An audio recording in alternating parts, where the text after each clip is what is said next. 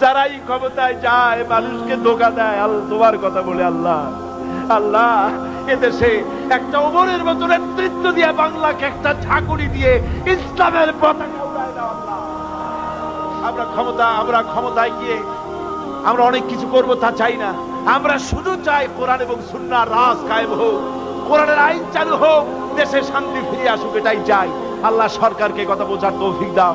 আয় আল্লাহ, আওয়ামী লীগ, বিএনপি, অন্যান্য যত পার্টি আছে সমস্ত দলের জন্য আমরা দোয়া করি আল্লাহ।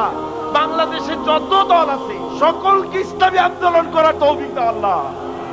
সকলকে দল মত নির্বিশেষে দলাদলি ভুলে গিয়ে ঐক্যবদ্ধ হওয়ার তৌফিক দিয়ে দাও আল্লাহ। বাংলাদেশ পৃথিবীর শ্রেষ্ঠ ইসলামী দেশে পরিণত করে দাও আল্লাহ। রব্বুল আলামিন দোয়া মঞ্জুর করো আল্লাহ, দোয়া বিরাই দিও না আল্লাহ।